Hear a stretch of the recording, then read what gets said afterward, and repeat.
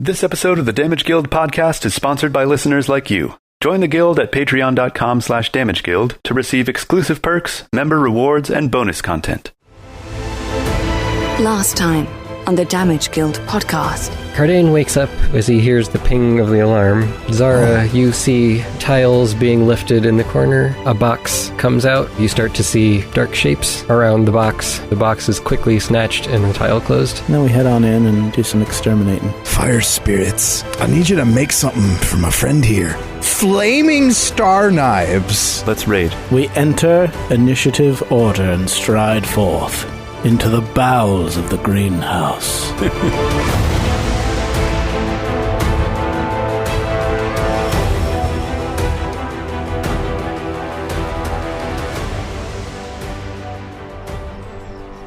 Before we go in there, I'm going to make some fruit. Nice. And Kardain makes his cornucopia fruit.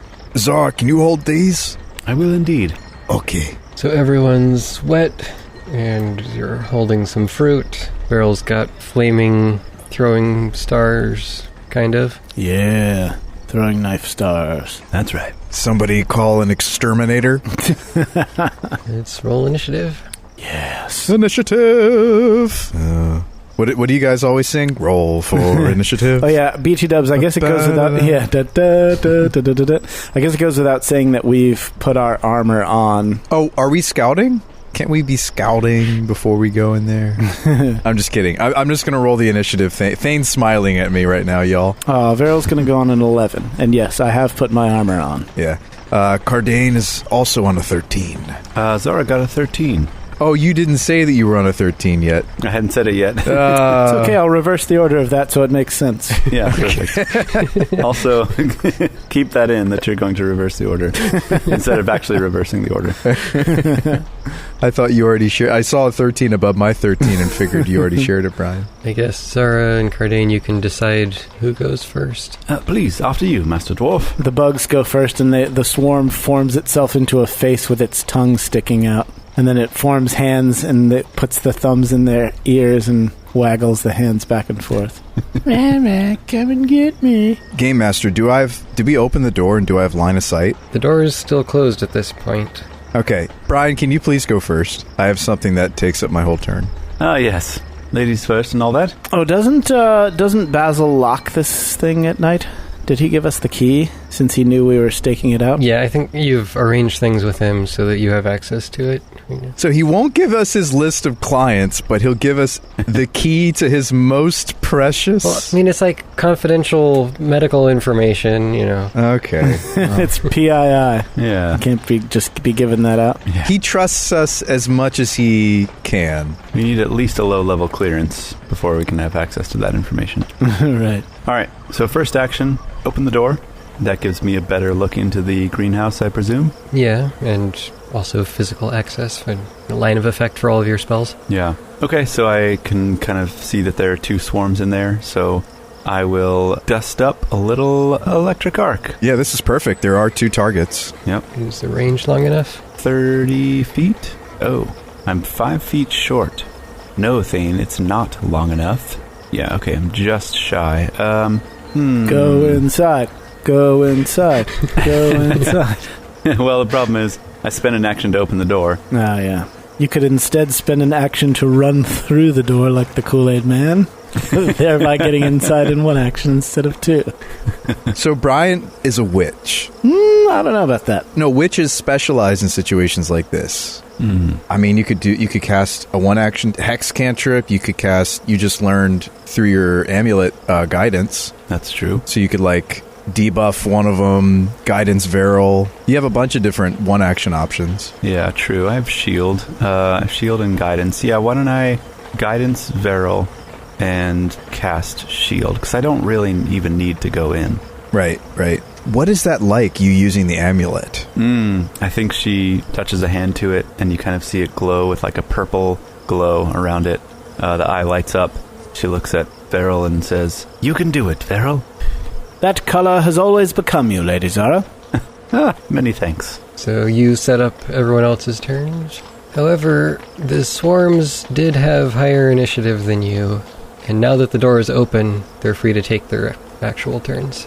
Uh-oh. So black clouds of leaping bugs start moving towards you and out into the area around the greenhouse, slipping out through the doorway. Uh-oh, Ragni. Well, on the bright side, we're not going to hurt the plants. Yeah, if we can get them away from the plants, maybe. That's not a bad thing. By the way, Braun was, just like last time, like I didn't bring him with me. He's not. Like his familiar satchel is off to the side. Alright, you're without your familiars. Let's have you all roll against the first wave of swarming stings. Basic reflex. Zara got a 13. Awesome. Kardain's on a 24. Ooh, I was ready for these bugs. And Verrol got a 20. So Zara takes 3 points of damage, Kardain and Verrol each take 1 Okay. in the first swarm, and since it used up the rest of its actions to get there, that's all it can do. Oh yeah, and Zara, you are also now taking 1 persistent acid damage. Ouchies. And then the second swarm also engulfs the same area. Oh. So everyone make 2 more reflex. Oh, 2. Now just make 1 more reflex save. Zara got a 15. Critical success for Kardain. 26. And Verrol got a 17. But still failed somehow. Alright, so Zara and Verrol take 5, Kardain takes 2, and for Zara and Verrol, they are now infesting your clothes and skin. Ew. Ooh. Yikes. I'm getting itchy just thinking about it. So you are now both clumsy one as they're making you itch and tickle and writhe all over. Ooh.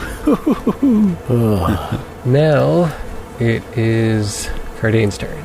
And Kardain starts to cast another spell. You know, fire spirits, I know I just asked you for a weapon from a friend, but I think we need your help again. And I will cast Summon Elemental. Ooh. I know, another new spell. This is not something you've summoned before, is it? It is not. I did think about the lava otter because it's just adorable, right? I mean, who doesn't love... Otter. I'm sorry. Excuse me. Did you just say lava otter? Yes. Okay. Just wanted to make sure I heard you correctly. I did consider the lava otter, but for a situation like this, I think it's time for a fire scamp. And I think I'm going to summon it behind them, maybe attract them to go after this, because I think what he's going to do is going to be quite attractive to these bugs. When I got off work today, my son showed me a Lego creation he'd made that was he called it a lava laser. It was a laser made out of lava. Oh, the laser was made out of lava? Yeah. It's not that it shot lava? Yeah, no, it actually shot. He called it a lava laser. Okay. Well, that's pretty amazing. Not sure how that works, but, you know. It's just science. Yeah, right. I mean, if you fast forward, X years into the future, it'll make sense. Yeah, they'll probably invent it. Yeah. They'll figure it out. Alright, so there's your fire scamp. Ooh, Scampy. All right, so I think I want to put the fire scamp into the greenhouse. I know we wanted to save their plants, but these things are really vicious. And Game Master, would a 15-foot cone hit us if I fired it from this angle, or would it just hit the bugs? Maybe I need to put him back a little further. Yeah, you can put him far enough back so that it won't hit you. Okay. But I want this fire scamp to be really attractive. Attractive? Yeah, like moths to the flame. Yeah, he's going to light them up, and maybe... I don't know, I'm not trying to metagame. I'm just thinking to myself, like, as cool as the fiery ball of death was last time we fought these things, they didn't fly after it, but they might fly after a fire scamp. Oh yeah, and so what's cool about the fire scamp, you guys might be like, oh, summoning spells, those stink, Sean. No. I'm going to summon an ally with a bunch of health, or a decent amount of health, and I'm basically going to cast a spell anyway. Check this out.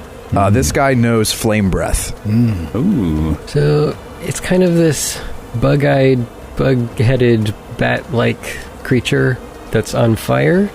Yeah, nice. That's about does it. Yep. And he is going to light him up.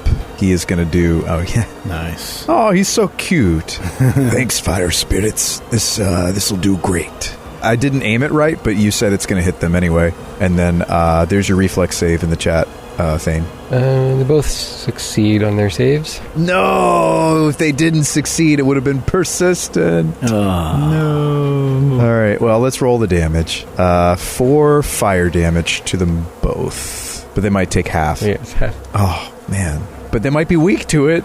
I don't know. I think this is cooler than just throwing... Like, we knew that the Fireball of Doom was effective against these enemies, but I think it's more fun to throw different things at them. Yeah, fire stuff is fiery. But I expected that attack to be way more effective. Oh, can I roll the recharge now, Thane, on his Flame Breath? Yeah, roll it. I rolled a 3. Is that not good? I was hoping to roll a 1. It's how many rounds until he can use it again? Okay. Yeah, most breath weapons operate off of a 1d4 recharge, like dragons. Okay, so lower is better. Yes. Gotcha. Well, the fire does seem effective, especially as it fills the area. So your little fire bat appears, turns towards the swarms, and exhales this big smoky flame that fills like a third of the greenhouse. And all the acroflies plummet to the ground in trails of fire. Nice. But there's still many of them left. Yeah, it seems like they don't like fire. Verrol? Okay, I want to use my guidance. So I've got this flaming 3-bladed star knife star, and I've never really made a fire. Yes, that's what I said, flaming. I started out with that part.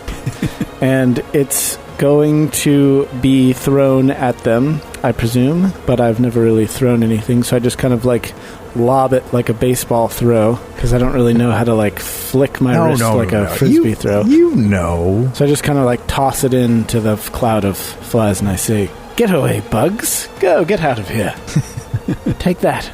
And then I daintily toss it into their midst, and I would like to use that guidance on this attack. I'll target the swarm that's a little further out of the greenhouse, and that's a 27 to hit. Ooh, that is a critical hit. All right. That's going to apply the deadly fire. Sweet. So 2d4 times 2 plus d6, and that's 14 damage. Does it convert all of it into fire? I think so. Yep, 14 fire damage. Awesome. Nice. Yeah. You lob the flaming knives into the middle of the group. It's swirling around and leaves a wide trail of flame behind it as it engulfs all of these flies. There's still some left, but it's a much smaller group than it was. Sweet. And then the fire immediately reforms in your hand. Awesome. Sweet. All right, I definitely think it's worth an action to get out of the cloud. So this is a 20-foot range, so I'm going to just kind of back off about 10 or 15 feet to the right-hand side of the greenhouse, so I'm still in range. And my third action, I will... Raising my dueling cape does nothing in this combat. You could throw again. That's true. It's agile. It's an agile weapon. All right, yeah, I'll just make another attack. It could hit, and it could kill the swarm if you go for the same one. I will go for the same one. That's a 19 to hit. That hits. Oh, that's still a hit. And 2d4 fire damage, 7. Nice. Almost max. And that's enough to clear out pretty much all of that swarm. Took it down. Fantastic. All right. I'm glad at least one of my spells is going well. The fire scamp didn't do as well as I thought he would. That's ROI. And that will conclude my turn. Zara? All right. Zara would also like to extricate herself from the middle of this swarm. She's going to run off. We could fork it if you go the other way. Yeah, I'm going to run the sort of the opposite direction as Verrol, but still within a reasonable range. And then for my last 2 actions, I think this time I'm going to try some Void Warp. So the remaining swarm makes a Fortitude save. All right. Yeah, they might be weak to Fortitude. Yeah. Forgot to mention, Verrol, you also took 1 point of that persistent acid damage, and it's still affecting you. Persistent acid damage.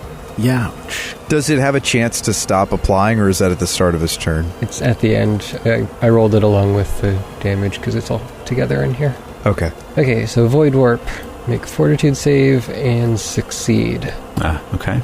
So then nothing happens, I think. No, it's a basic Fortitude save, so half damage. Should still take half. Oh, I see. Yeah, man, save spells. All right, let's roll that damage. Oh, that's right, and it's heightened, so it's 3d4. Consistent. Sweet. Ooh, 8.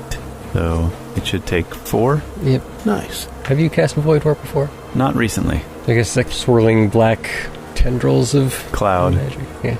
It engulfs the swarm, and several of them just shrivel away to nothing.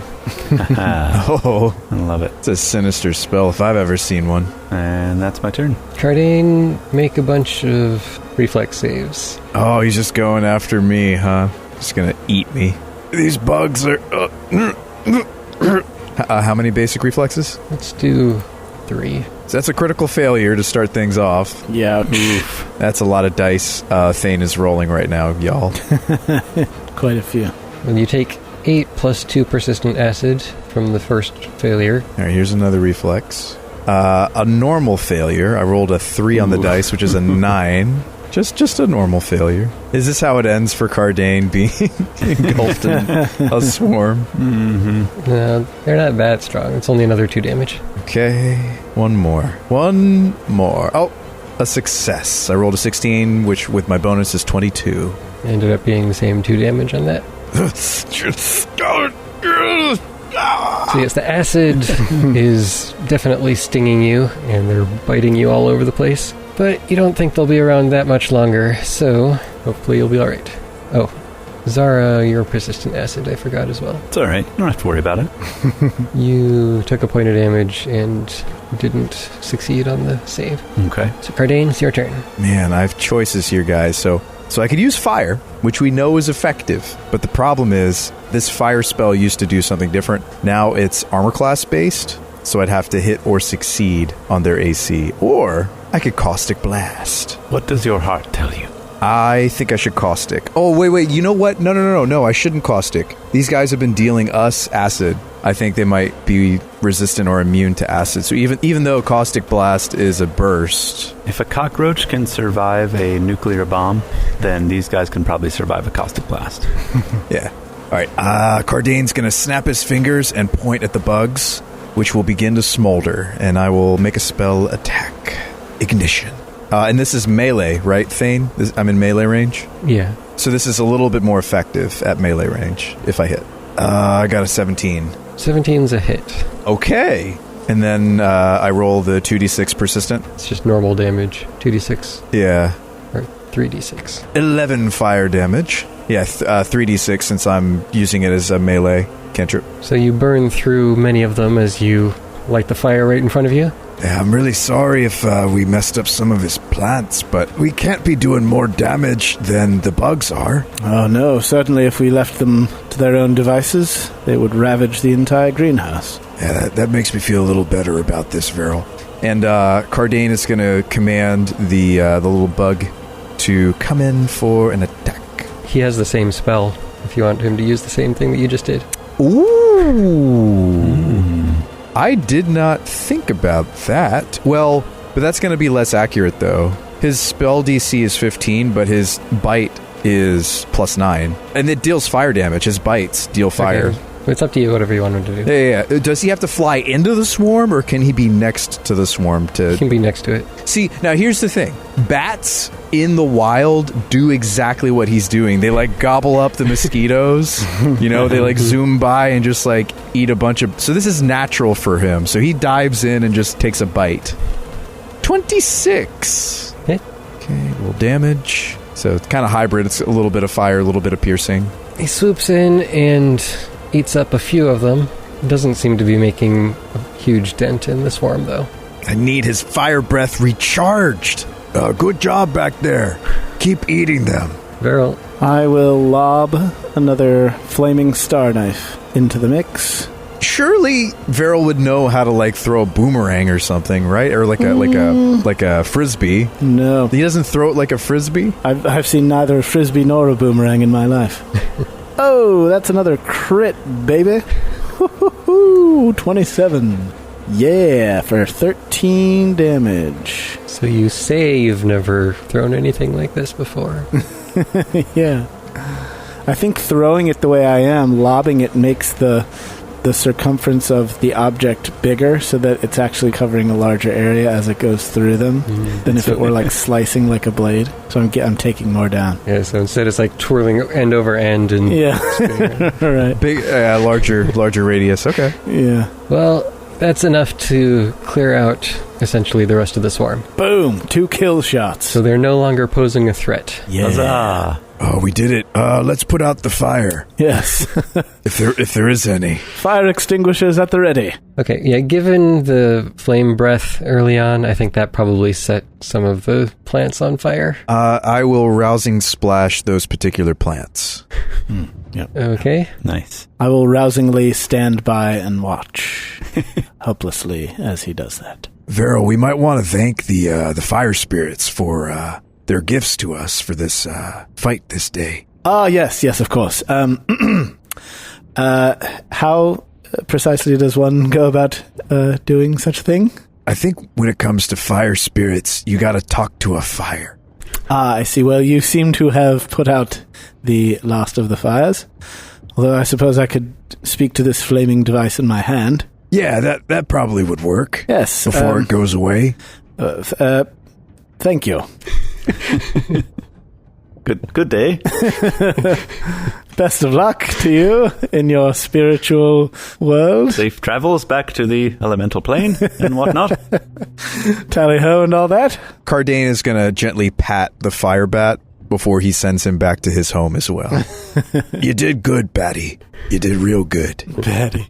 Nuzzles up to your hand with its flaming head. And bug eyes.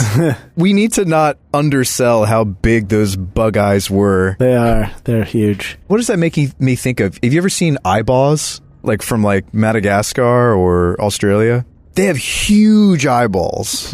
Like it's like their whole skull is just like full of their eyes. So like that's what I'm thinking. Like audience, listeners, that's how big these bats' eyes are. Shouldn't he be called Scampy since he's a fire scamp? You know, just a thought. I could go for some scampi, some shrimp scampi. Yeah. Oh, we're getting some experience points. How lovely. Hey, I like experience points. Experiential learning, there's nothing like it. Let me tend to your wounds. Zara, you could pass around the fruit. There's 2 of them. Yes, indeed. I will take one and pass the other along. Okay. You patch yourselves up and clear off the acid, get the bugs out of your clothes, and looking at the damage to the plants inside the greenhouse, they didn't have enough time to do a whole lot. Some of them, especially around that corner, have been chewed away already kind of badly, but most of them are still in decent shape. Are any of the ones that are chewed suffering from persistent acid damage? Because if they are, I could try to roll counteract with rousing splash. That's one of its functions. Yeah, you can go around and try to use that on all the different plants to clean them up. Maybe Kardain missed his calling as a firefighting dwarf. Clearly. Very true. Although I'm the reason it was on fire, but yeah. Well, you've accomplished your goal for the night, it seems. So what do you do now? Success. I pick the rest of the bugs out of my clothing, and we assume that they will not be returning. So I guess I'm going to have to say that I left the window open when I went to bed and got some mosquitoes in the room or something to explain away all the bug bites on me. Yeah, I think we can rest as usual now. Okay, so is Verrol just going to head back to his house? Yeah, I think I will. So I'll go back and perhaps apply some ointment or try to figure out how to lessen the swelling from these bug bites so that I don't appear a ghastly sight in the morning. Didn't somebody make us something to help with the bug bites? I vaguely remember that. Yeah, Basil did. Gave you some. Do we still have that remedy? Because Verrol could use it so that he looks better quicker. It doesn't really matter if Zara and I take time to heal. Yeah, you might still have a little bit left over. Here, Verrol, you should use this so you keep that nice face of yours. Oh, thank you. I don't want to be put in a situation where I'm found out and I can't come to help anymore. Sorry, there's none left for you, Zara. I will make do. I have a strict skincare regimen that should help. So I'll head home and with plans to be back after nightfall again tomorrow night. Yeah, and then we go back to sleep. The rest of the night passes uneventfully. In the morning, I guess you probably tell Basil what happened. Oh, yeah, for sure. Definitely. I can't thank you enough for what you're doing for me. I'll be sure to send the next batch of medicine for you, free of charge, as soon as we can get it fully grown and all prepared. Many thanks. That would be most appreciated. If one of these times you want to perhaps sleep inside, I could arrange that as well. Inside the shop, he means? I mean, you wouldn't have as good a view, but... That was going to be my question, although I'm not there, so I was going to ask if the vantage would still be the same. He's just trying to be nice since you're doing all this. Yeah. I suppose we could take him up on that. This is a fresh day, so I need to lock in spells, don't I? Yeah. And I will go ahead and try identifying the locket again, the amulet. You've already had a standard success, so that's all you get. I can't keep trying for a crit. No. All right. I ruled that once you had gained a level, you could retry it, because that way your chances have improved at that point. But until that point, you know as much as you know. Okay. And Kardain wouldn't be very good at identifying this, right? Probably not. It couldn't hurt to try. I guess I could get really lucky. Well, it could hurt to try. Oh, it could? If you had another critical failure. Right, because if I could get false... Yeah, I mean, it won't destroy the item, but I could get false information. Mm-hmm. That might be fun, though, right, Brian? Don't you want to sift? Oh, yeah. Loads of fun. We've seen how well that went before in the past, right? Yeah, no, I'm content waiting. I mean, level 4 is just right around the corner if we keep zapping bugs. Here's the thing. I got it, guys. I figured it out. So prepared casters seem to really excel in this situation. Both Brian and I are prepared casters. What if we just keep letting them bring bugs, and then we keep killing the bugs for 80 experience? So go out into the woods and farm sheep? Yeah. And farm sheep, yeah. For 1 XP apiece? Yeah. Yeah. That is certainly a thing that we could do. No, I'm kidding. We don't want to game the system and just, keep farming this similar encounter of bugs. They might get wise and, send, more resilient bugs or lots of swarms at once, because they're like, oh, well, 2 wasn't effective. Let's send 5. I don't think we want to tempt fate. Yeah, let's not tempt fate, and let's not bore our listeners with the same combat over and over again. Or Thane. Yeah. You're spending your days around town, and then you come back at night and sleep here. Keep watch on the greenhouse. 2 days pass, or the 2 nights pass. Mr. Crowley returns early morning. All right. He lands up on the roof next to you, and you see that he's got a small sack tied to both of his feet. Oh. Wow. Oh. As he lands there, you hear a clinking of metal, and he says, finally back. It's exhausting carrying such heavy weights over this long distance. Yeah, carrying 120 gold. Oh, Mr. Crowley, good morning to you. I see you've returned. Yes, I am still alive. Much to your chagrin. Ever the dramatic one, aren't we? Yes. Come a bit closer. Let me relieve you of that burden. He hops over and holds out his legs where you can easily untie it. I'll untie it and check the purse. You see a few platinum coins inside. Nice. It's not quite enough for the full payment. And then there's also a small piece of parchment with a note on it that says, "This is all I can spare at the moment. Feel free to ask the Vanjeks to join us in this venture." Nice. Okay. Very nice. So it covers a little more than half of it. I am interested to hear how Jay pitches this to his Lord Grandfather. Oh, I've got a plan. Don't you worry. So now, this happens during the day, right? So you guys would have to come and get me to let me know that that's the situation. First thing in the morning. Yeah, so we'll do that. We'll go... Is Brian able to spell prep since Mr. Crowley's back? Yeah, he's back early enough that you can do that. If you wanted different spells, because we're probably not fighting bugs now. Yeah, I'll do that. And then we'll go to Harrogate Hall and catch Verrol up on the response. Ah, I see. Well, let me speak with my grandfather, and I will return shortly. I assume I meet them out at the gate. Yeah. I would invite you in, but I don't want to get into any more trouble. I shall return as soon as possible.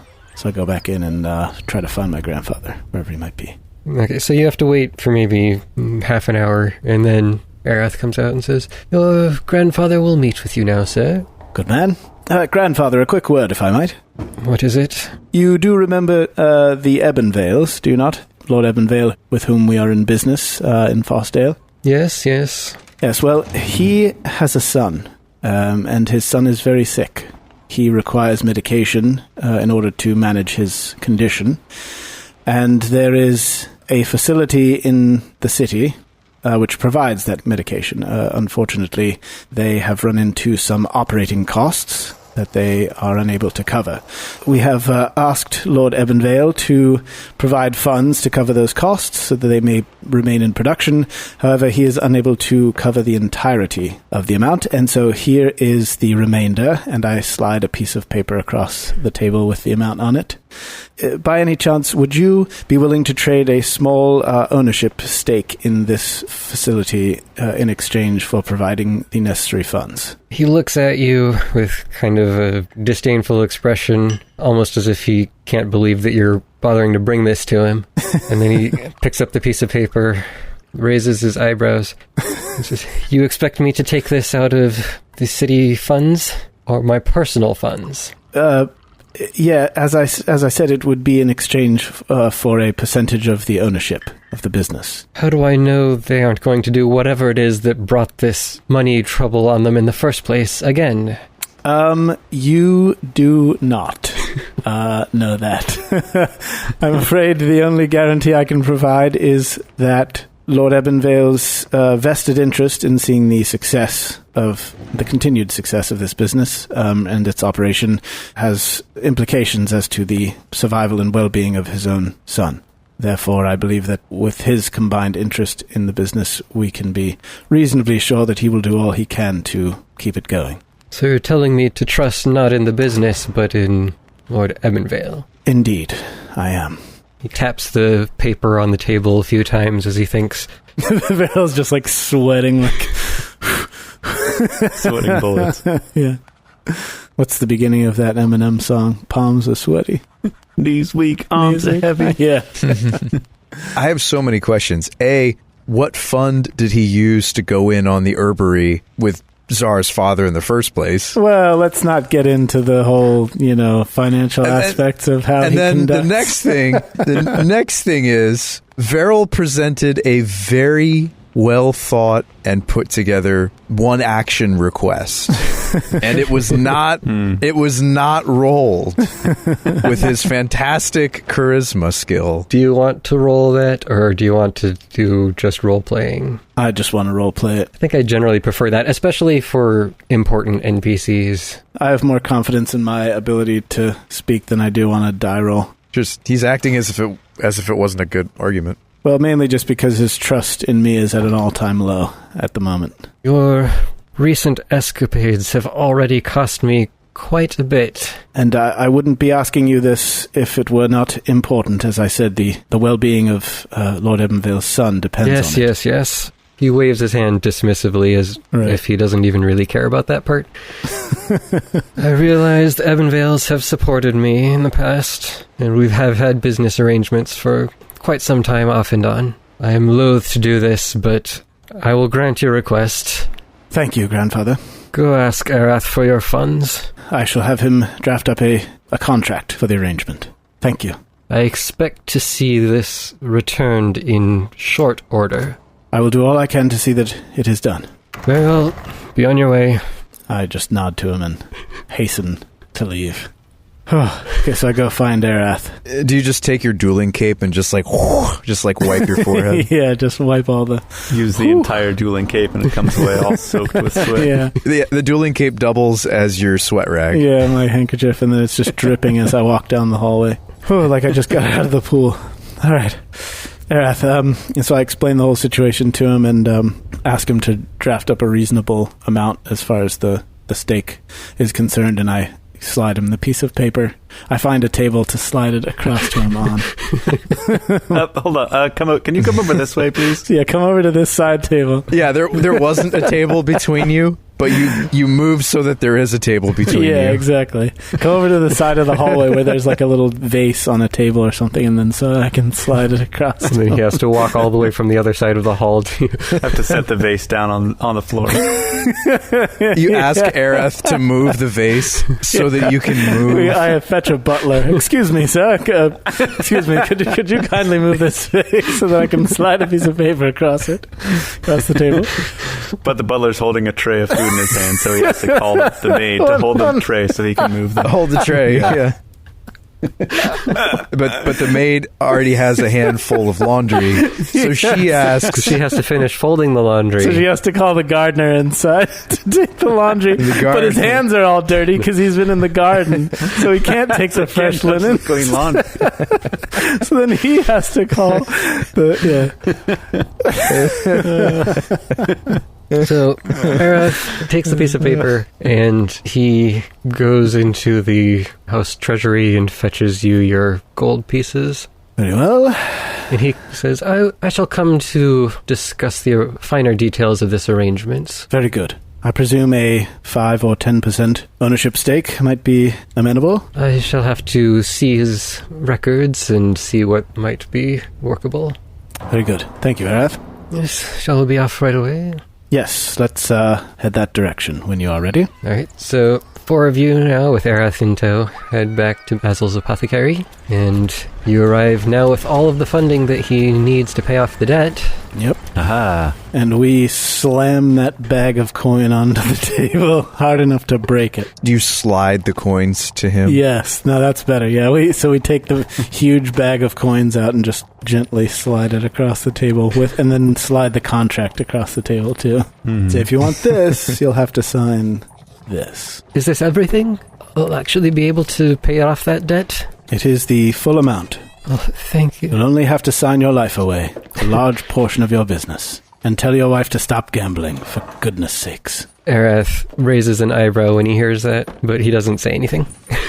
Oh, Arath, plug your ears and turn the other way.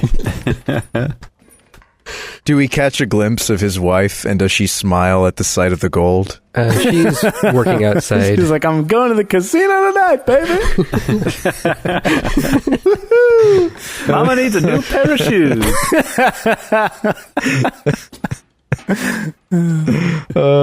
So, yeah, Basil takes the piece of paper and discusses things with Arath, and you make a few adjustments back and forth, scratching things out, rewriting parts, and you come to an agreement, or the two of them come to an agreement, and you give him the gold. Huzzah. Basil, I wonder if we might perform one additional task for you. Would it be possible that we could deliver these funds to the appropriate parties ourselves? For you, on your behalf, of course. Verrol, are you quite sure you would like to do that? I would hate to see any harm befall these coins before they are delivered. You make a good point. However, keep in mind that, as of now, none of us are tangled up with these Ashen Star miscreants, and I would hate for that to change. Arath's eyes grow much wider when you say Ashen Star. Oh, I keep forgetting that he's here. Dang it. We keep giving all this stuff away to him. Oh, so you have heard of these people, Arath, for I have not. Ought I be frightened? I am surprised that you have not heard of them, sir. They are fairly well known throughout Chepfirth. They are rather brazen thugs and thieves, and it is not good to be dealing with them. But I suppose if we are not dealing with them directly, he looks over at Basil, I shall just say you should keep your hands clean, sir. Perhaps then another way we might approach this is to give the coins to your wife, Basil, and simply trail her on her way there to pay the debt so that we can be sure of its destination. I think that should be just fine. I'll let her know, and I can ask her to deliver it immediately. Excellent. Audra. She comes in from outside as he calls, and they explain the situation to her. I'll get cleaned up and we'll set out immediately. We'll be headed to the Evening Hearth. Zara, you've probably have heard of this, and probably even in connection with the Ashen Star. Okay. It's one of the more popular pubs located near the fringe of the town. You have heard that it has some sort of connection with them, but you don't really know the details. Okay. Hey, can I talk with you two for a moment? Indeed. Okay. I wonder if there's a way we could escort the delivery of the coin magically. Is it forbidden to cast magic here? I don't know why you're being secretive. A lot of people can't use magic, Zara. It might make them suspicious as to who's helping them deliver the coin. I see. Well, I thought the idea was to be separate from Audra so as not to be detected if possible. Right, so I'm saying maybe we go back to that trusty cantrip, tremor signs.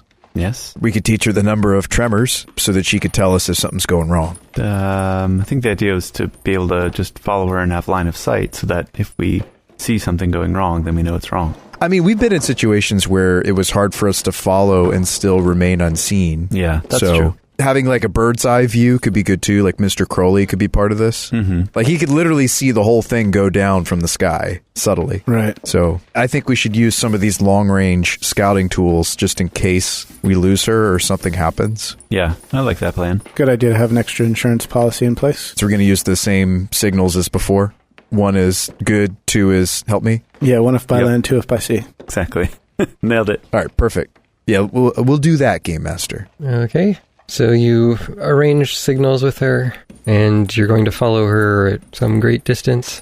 Yeah, this is daytime, right? So, like, we need to be really far away if it's daytime. Yeah, true. I mean, it's a populated town, so there's lots of people walking around everywhere, so you can blend in without too much trouble.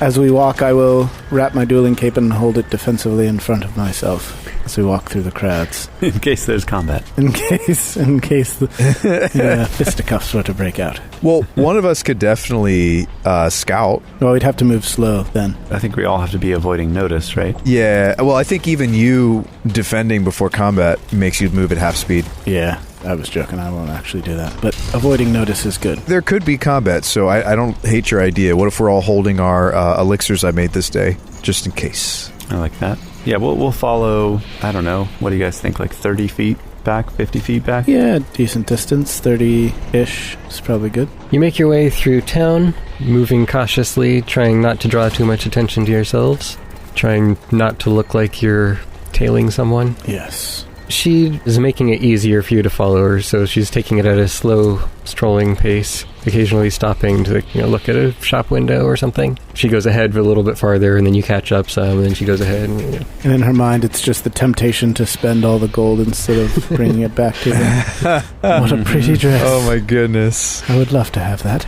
So if I can't see her or we see something questionable is when I'll tremor sign. So she makes it out towards the edge of town. She stays in view most of the time, or is quickly re-sighted again.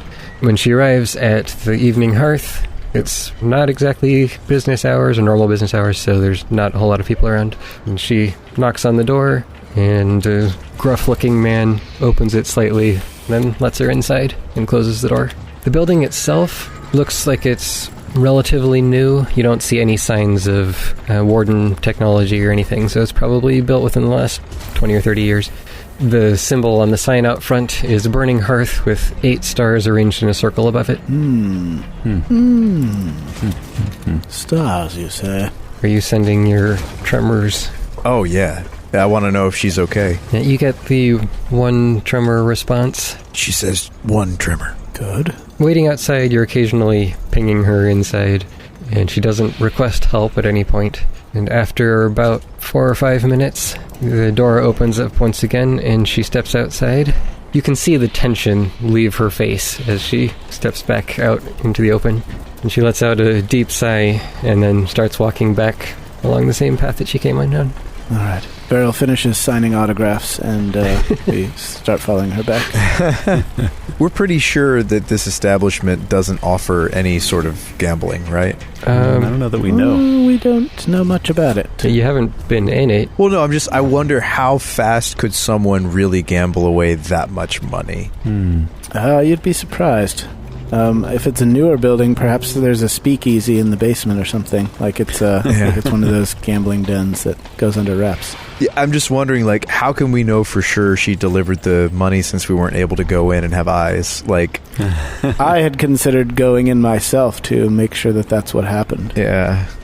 No, I'm realizing in this transaction, like, we can't know that that's not what happened if this establishment could have gambling. That's true. That's true. I think we'll find out in a few days' time if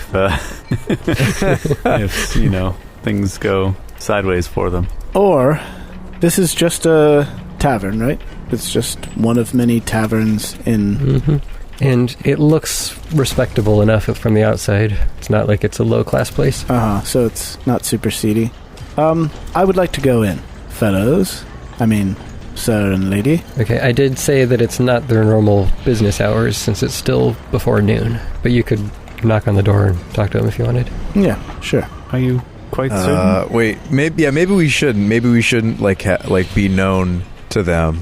I was more so thinking, is there a way we not interrogate, but could we ask her and it's a perception-based save. Sense motive? Yeah, could we just ask her how it went and do some sense motive? And if she makes us suspicious that she gambled it away, then I think, we pursue getting to the bottom of it. Yeah, what's the skill for sense motive again? Kardain's pretty good at sense motive. I think it's wisdom-based. What's the skill for it?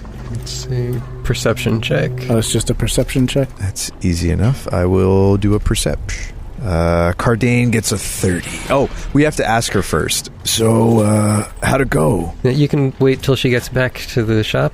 Yeah, let's wait. No, let's do it on the street. Can we do it on the walk back, or we're not walking together? I want to, intercept her as she's walking back and do it right here. Okay. Here and now. Well, these people might have eyes and ears everywhere, this particular organization. Would that give us away, maybe? No, I mean, I just thought we'd wait until they get back to the shop, but this is fine. It's not like we don't know her. I mean, we've been hanging out at their house for the last... I'm not worried about her. I'm worried that if this organization is as powerful as we're thinking they are, wouldn't they have eyes on her after she just did a delivery? Maybe, but why does that concern us? I don't think we should engage her until we're in a safe spot. I was going to go in there and tell them that if she ever tries to come in and ask for money again, not to acknowledge her request. Her. I like anonymity against this organization, personally.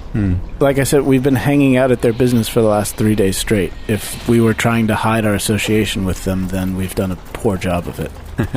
They could just as easily have eyes on their shop. Yeah, that's true. Yeah, I get your instinct, and I agree with that, but maybe it's 6 of one, half dozen of the other. From Verrol's perspective, he very much has an interest in making sure that this transaction occurred the way that it was supposed to. So we do go with the interceptor and try to read her. I think so. She says, I've made the payment, and that should clean up the last of our debts. I had to throw in a few more coins for the interest of the last few days, but this should be the last that we hear of them. And I presume the lesson has been learned. I have no intention of going back there. Is that where the gambling takes place? There's an underground hall for those who are in the know. I see. Verrol, I assume I can make a society check if you want, but I assume he would know whether gambling is legal or not in Chepworth. Yeah, I would say in general it's legal, but kind of depends on what you're gambling on. Right, okay. Like dog fighting or something crazy like that, not typically like card games or whatever. Gotcha. Okay. So then we will not be returning there. I don't intend to return there. Very good. Do Brian and I need to make new checks that are blind GM roll? Yeah, make blind sense motive checks. Yeah, I've got a plus 11 to this, my friends. All right, blind GM. So none of you think that she is lying. As far as you can tell, everything that she said seems to be her honest belief and intention. Okay. All right. Good.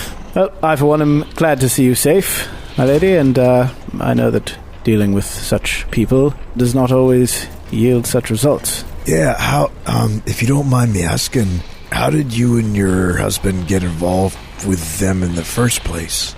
My husband didn't know. Some of my friends told me about this, and we went out for a few nights of fun.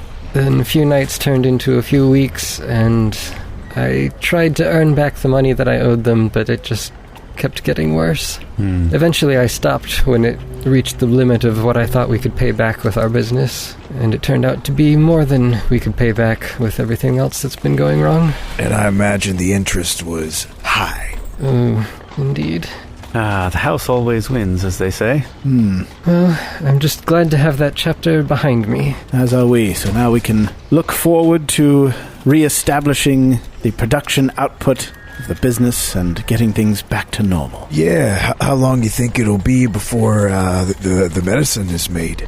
I can help if you like. I know herbs. Well, we do have a few plants that have been kept separately and are in decent condition, so we should be able to send something for the lady here fairly soon, within another week or two. It will take a bit longer for these other plants to be ready. Is that going to be soon enough, Zara, for your brother? Yeah, I think so. I think it's I think it's like regular shipments every couple of weeks. And your father said that you had a few weeks' supply of the medicine on hand, so you're not in danger of running out immediately. Thank you again for everything that you've done.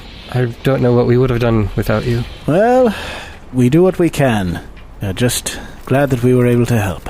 I'll be sure to pay you back, both of you, as soon as we can. I hope so. We will own a part of your business until that has been done. And we plan to deposit bugs into your greenhouse as well, but don't worry about that.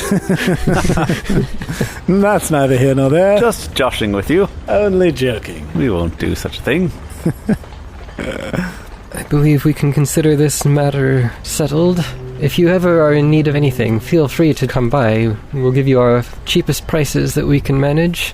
Many thanks. Do you have any fresh cilantro, by chance? We deal with medicinal herbs. Cilantro is food for the soul, after all.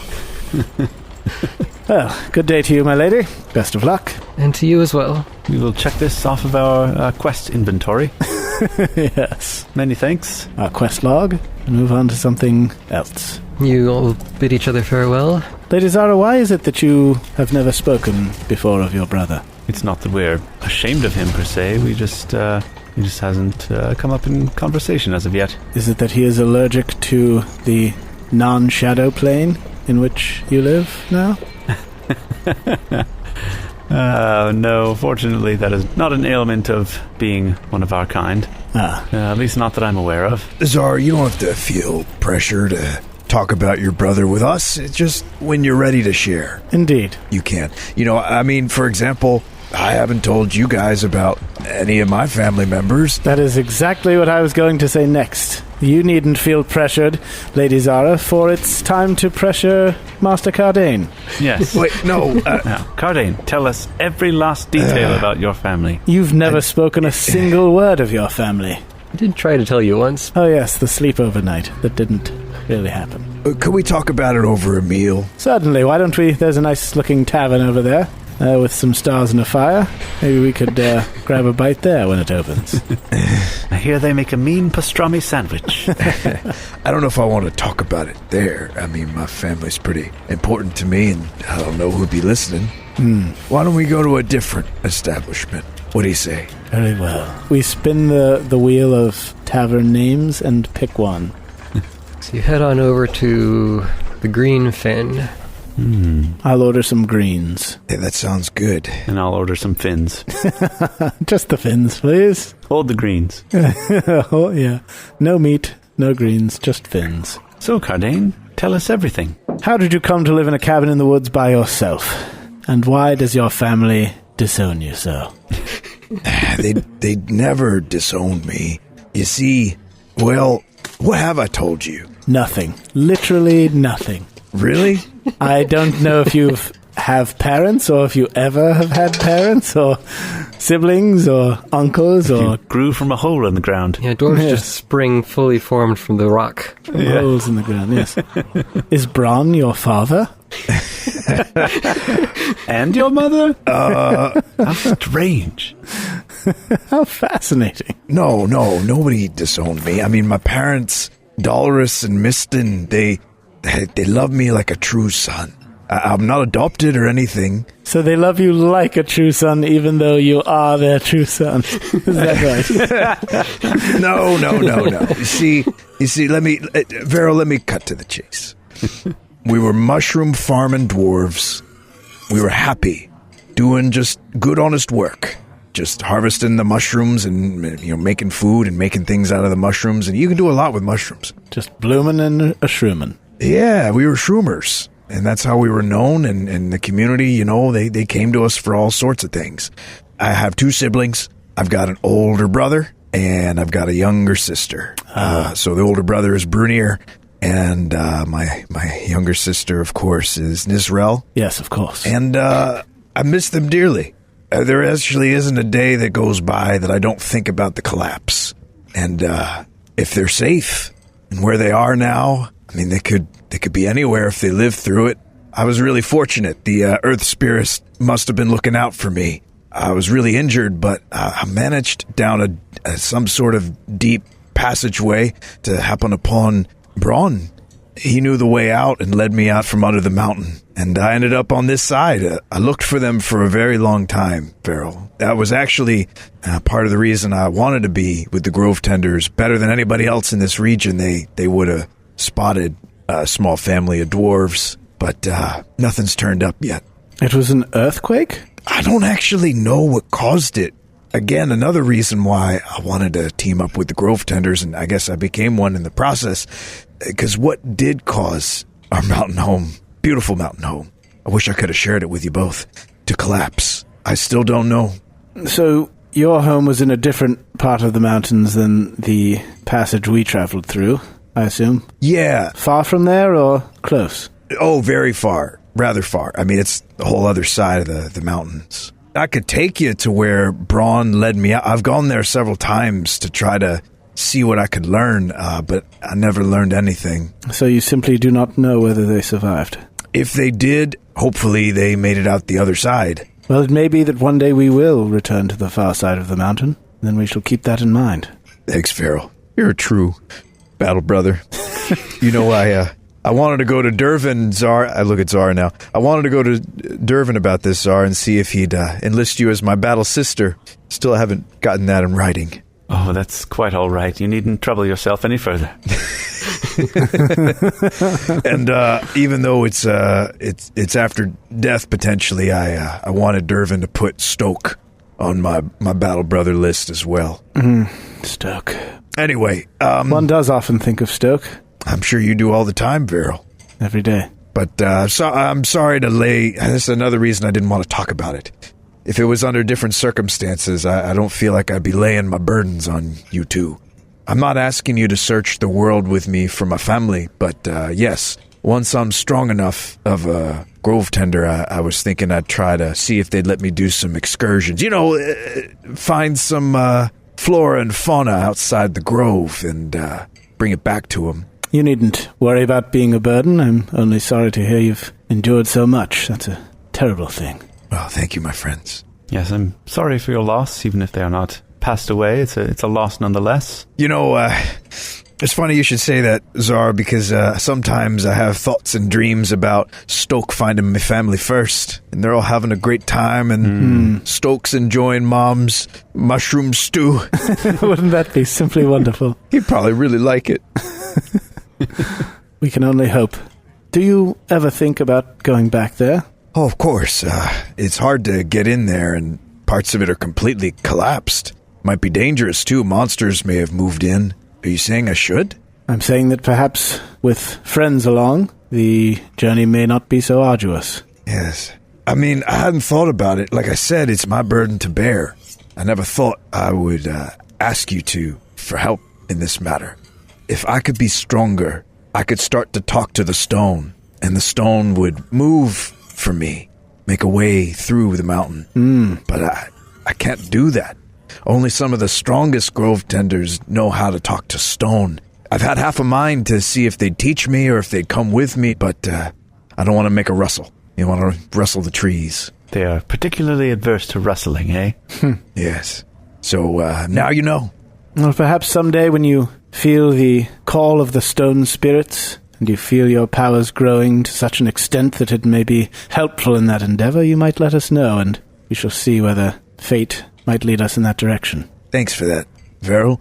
I wonder if Stoke might be anywhere near where we would start the search for my brother. If we're looking for both me family and Stoke, that seems like a worthy expedition, doesn't it? It does. I am in search of other ley lines, and I suppose a trip to the other side of the mountains could yield results. Oh, what's the old saying? How does it go? Familiarity breeds contempt. I believe your contempt can only grow if you spend more time with us. I've got a hunch that those floating landmasses gotta have a ley line somehow. I mean, how else would they float? Very true. Perhaps they are just very, very light. One does wonder. Yeah, so Zara, if you come with us, I understand. It's not because you want to reunite with Stoke now that you realize you love him because you think he might be dead or gone. You're not going for Stoke explicitly, only implicitly. I get it, you know. I'll keep your secret to myself. And I guess Verrol knows it now, too. But I'm really good at reading people, Zara. I might be book smart like you, but I can read people real well. So in a few weeks' time or a few months' time, we'll go look for all these things together? Yes. Well, perhaps in the meantime, we should seek employment at the apothecary so that they can get their business back up and running faster, so they can pay my grandfather and Lord Evanvale back faster, so that I may request my freedom on a speedier timeline. I'll have to check my schedule with the Arboretum. Oh, yes. But, of course. yeah, I mean, I could do weekends or spend my time off. So you spend your entire weekend getting here and then have to take off 2 days of work to get back. No. Kardain, you go see to your responsibilities in Fosdale. I perhaps will work for a low wage or for free. What if I stay for a couple days and teach you everything I know? I've already seen several things in their greenhouse that could be better suited for growth. That might be helpful. Yeah, I hope so. We could maybe double his output. I mean, I know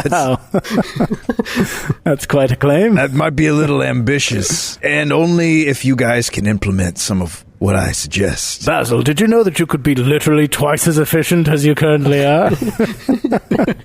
You could 2x your herb output today. Just follow this simple plan. There are some like random spells in the primal tree that are like usually worthless, but they can like promote plant growth. Join my webinar today at 10 a.m. to see how you can superpower your earning potential. Make sure your money does grow on trees. Yeah, exactly. I actually do want to help Basil in whatever way we can because we need to get this thing back up and running. Yeah, the faster they pay back your grandfather, the better it looks on you. The faster you earn your freedom. Yeah, let's go with a gardening montage. It's going to be Kardain sprinkling seeds, and then he's going to be teaching Basil and his wife and all of his employees, and he's going to be holding like a seminar with like a whiteboard and like a PowerPoint presentation on like the best ways to grow plants, and then rousing splashing the plants, and then he's going to do it to us as a joke, and he'll be like, ha ha ha, you got all wet, and we'll be like, and then Basil will be like, all of his hair will be plastered down, and he does like the grumpy face, you know? So we'll do like that whole like thing. Yeah, and then I'll electric arc him in response. Yeah, exactly. Just kind of playfully, right, deal damage to each other. Playful shock, and then with the water on him to amplify the power of the spell. During the montage, Kardain could summon helpful wood spirits. Yes. And they could help us around the apothecary, yeah. That would be Soup's helpful. I'll summon a skeleton to help us as well. He's just got a shovel and he's sticking. Like, people are passing by on the street, like, looking over. But he just keeps sticking in the same spot over and over again. And Zara's like, oh, don't mind Skeletor. He's just helping out at the family farm. And Dinkle is, like, scratching, like, under his arms, and, like, the flakes of skin are falling into the plants to fertilize them. The lice. Yeah, I don't know if we should summon Dinkle for this. Yeah, I could summon like some wood elementals or something. Yeah, for sure, do it. Yeah, if we know we're perfectly safe, we could be spending our spell slots aggressively to help his farm. Spending them domestically. Yes, exactly. All right, so he'll welcome you as helpers, but as you all are aware, they don't exactly have the extra funds to pay for new hires at the moment. Yeah, no. I wouldn't ask for a wage. Oh, no, we would do it free of charge. I'm pretty sure we're just trying to speed up how fast he pays back the Vanjeks. Yeah, if we take a salary, then he's not going to be able to pay things back as quickly. The idea is to get them back to battery as quickly as possible. Mm-hmm. We're spending our character's downtime to expedite, I believe is the way that goes. Speeding up when Verrol is available again. Zara's downtime is nice. Except she doesn't have a lib in which to live. You don't have a library. I mean, there's a whole city. Zara doesn't need special fortifications to do what she does, right? She doesn't need a library to... All right, so while we're getting our hands dirty in the soil, she is going around shopping at bookstores to find ancient tomes. No, literally, Zara can just spend her downtime learning spells. You can? That's true. Free of charge? No, it costs money. No, it's not free, but learning cantrips could be huge for Zara right now. Mm-hmm. Okay. maybe it makes more sense for you to do that then. Yeah, because it's kind of cumbersome for Brian to learn spells whilst we're actually adventuring. Mm-hmm. All right, so we'll work that into the montage, and it's literally just like it flashes to a shot of you like writing on a piece of parchment. Yep. Right. Yeah, Zara's basically relaxing and enjoying her magic, and we are like in the hot sun with Skeletor shoveling. I mean, you could still help us with Skeletor. Yeah, we're like getting our hands all dirty, and you're like drinking a cup of coffee and like tapping your lip with the pen, like with the quill. What should I write next in my spell book? You have another undead that because you have cackle, so you can have multiple summons out, and you have the other undead like Pompron fanning you while you're sitting sipping the lemonade. Definitely. This skeleton that I summon, his name is Boney Stark. Oh, wow. So it's going to be a month or two before he's able to pay off even just the one side of the debt. Yeah. In just under 3 weeks, there was a full Karn, which is when the next meeting is. That's right. And if this is going to be this long of a downtime, maybe Kardain and or Verrol should plan something more significant to work on in this amount of time. I think you and Zara need to go back to Fosdale because you have a job and Zara has a meeting to attend. Yep. Yeah, I got to go back to my responsibilities. With your tips and tricks and tutelage, I'll know enough to help out where I can. And Exactly. And don't be afraid to apply the manure liberally. yes, of course. That's maybe some of the best advice I can give to you. A lot of gardeners, they don't want to get their hands in the poop and put it where it needs to go. Yes. You'll do a great job, my friend, my battle brother. You spend another week or so in town, and Basil's going to cover your room and board, at least, while you're helping him out. Oh, nice. And then you head back, or two of you head back to Fosdale to deal with your other responsibilities. And Verrol continues on in his work, waiting for the day when he can once again be free. His freedom. Yes, indeed.